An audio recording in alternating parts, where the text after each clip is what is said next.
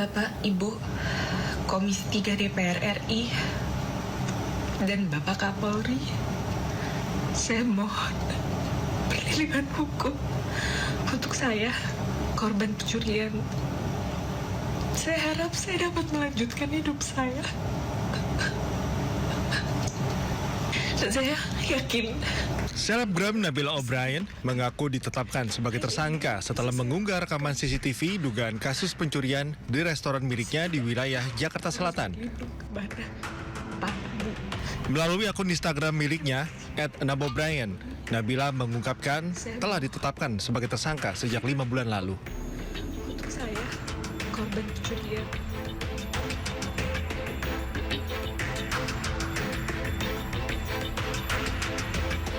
Dirinya juga diminta untuk mengakui apa yang diunggahnya merupakan fitnah dan dimintai uang sebesar 1 miliar rupiah.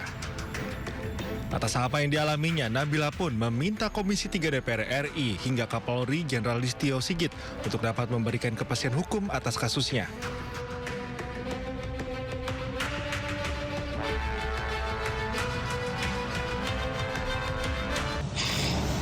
Saya korban pencurian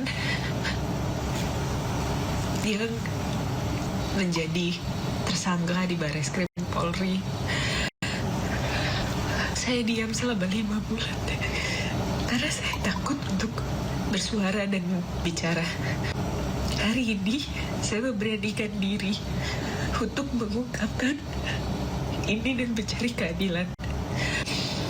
Selama 5 bulan saya diminta untuk mengakui bahwa apa yang saya ungkapkan dan CCTV saya adalah fitnah. Juga saya diminta 1 miliar rupiah. Saya mohon. Diketahui kasus ini bermula pada 20 September 2025, di mana pasangan suami istri yang berkunjung ke restorannya melakukan komplain atas pesanannya tidak kunjung datang. Namun setelah pesanan tiba, diketahui pasangan tersebut membawa makanan tanpa membayar. Peristiwa yang terekam CCTV restoran pun viral di media sosial hingga akhirnya kedua belah pihak saling melaporkan. Saya tidak tahu harus berlindung kepada apa.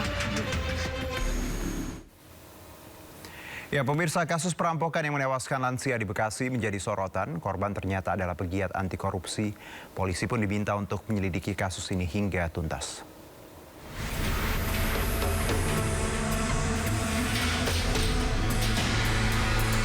Polisi terus menyelidiki kasus perampokan yang menewaskan Ermanto Usman, mantan pegawai BUMN di Bekasi, Jawa Barat.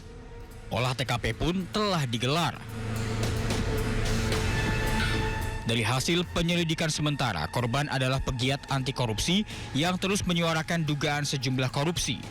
Video dirinya hadir dalam sebuah podcast pun ramai di media sosial. Gak ada hal yang harusnya merendahkan bangsa ini untuk mengurus operasional pelabuhan di Terminal PT Kemas. Pak Gun, Terminal PT Kemas ini penyumbang sekarang pendapatan pelabuhan ya terbesar. Satu. Yang kedua, PT Kemas yang melalui Jakarta ini 70% adalah di Jakarta loh Pak. Sementara itu, anggota Komisi 13 DPR RI, Rieke Diah Pitaloka, meminta polisi untuk mengusut tuntas kasus ini. Rieke juga sempat mengunjungi keluarga untuk menyampaikan bela sungkawa. DPR juga meminta perlindungan untuk istri dan keluarga korban kepada LPSK. Indikasi kuat ini bukan pencurian, tidak ada barang yang hilang. Jangan ada yang memframing ini perampokan. Ini bukan perampokan karena tidak ada barang yang hilang kecuali kunci mobil, dompet, dan handphone.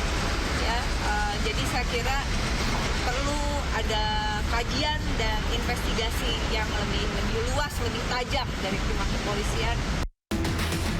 Sebelumnya korban ditemukan tewas bersimbah darah di kamar rumahnya di kawasan perumahan mewah di Kota Bekasi, Jawa Barat. Sementara itu, istri korban ditemukan dalam kondisi kritis. Tim Liputan, iNews melaporkan. Kompolnas melakukan pendalaman terkait tewasnya seorang remaja diduga tertembak senjata api milik oknum polisi Makassar. Kompolnas juga periksa rekaman kamera pengawas yang memperlihatkan posisi senjata tidak membidik korban.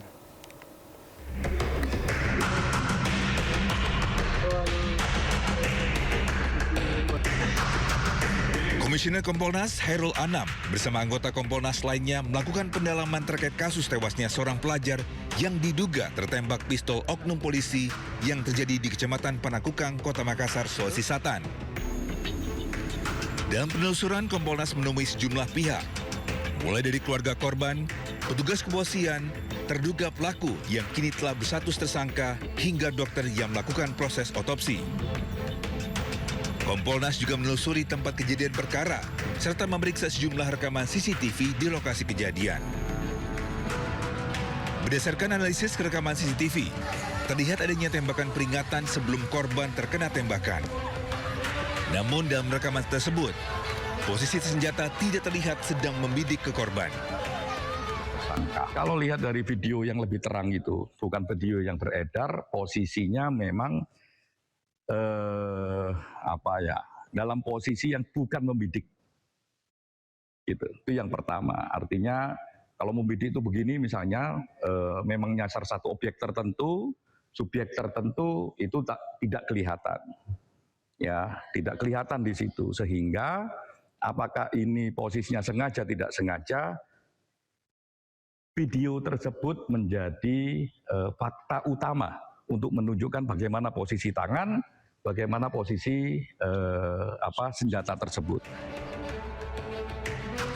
Kompolnas juga menyatakan hasil otopsi menunjukkan pada tubuh korban ditemukan luka tembak dengan peluru masuk dan keluar.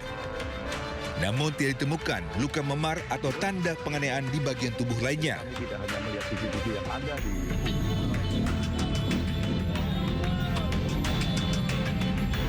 Sebelumnya, seorang remaja berusia 18 tahun di Makassar tewas diduga terkena tembakan oknum polisi saat membubarkan kerumunan remaja di Jalan Todopuli Raya. Korban sedang bermain perang senjata jelly atau water gel blaster bersama dengan teman-temannya yang mengganggu masyarakat. Namun polisi datang dan lepas tembakan peringatan.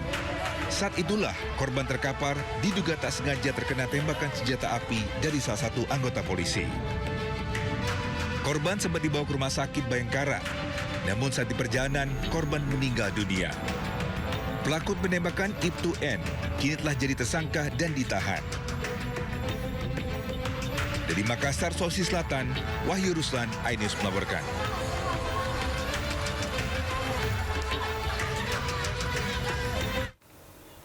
Ya pemirsa, viral di media sosial seorang selebgram ditetapkan menjadi tersangka usai mengunggah rekaman CCTV dugaan kasus pencurian di restoran miliknya. Dan langsung kita simak konferensi pers dari korban berikut ini. Selama 5 bulan ini, tiba-tiba saya dijadikan tersangka hanya karena menyuarakan fakta demi diri saya sendiri dan keamanan publik. Saya percaya masih banyak polisi yang baik dan pemerintah yang benar-benar berpihak pada pengusaha kecil. Mohon bantu saya agar kriminalisasi ini tidak menjadi akhir dari hidup saya, dari usaha saya.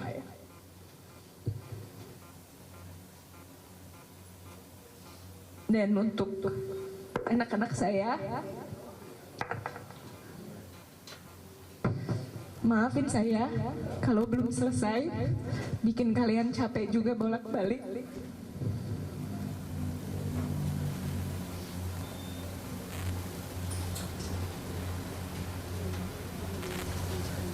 Saya mau bilang makasih, masih nemenin saya di sini.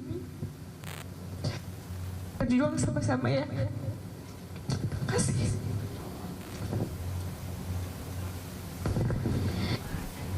Oke, ini juga mungkin ada yang mau bukber ya. Jadi kurang lebih sih seperti itu klarifikasinya, berangkat dari kronologi dasar hukum kami bahwa memang unsurnya tidak terpenuhi untuk kepentingan publik, untuk kebenaran. Banyak orang juga diuntungkan dari postingan tersebut, kurang lebih begitu. Harapan kami dari adanya media konferensi pers hari ini, kita bisa sama-sama lah menegakkan keadilan, belalah kebenaran, bela yang perlu dibela. gitu. Karena memang saya sendiri melihat naik turunnya klien saya selama proses ini terjadi, kurang lebih seperti itu. Itu aja dari kami, teman-teman media semuanya. Kita boleh membuka sesi pertanyaan di maksimal 5 pertanyaan aja, karena memang saya nggak mau klien saya jadi terlebih tertekan lagi. Teman-teman juga pasti mau buka puasa.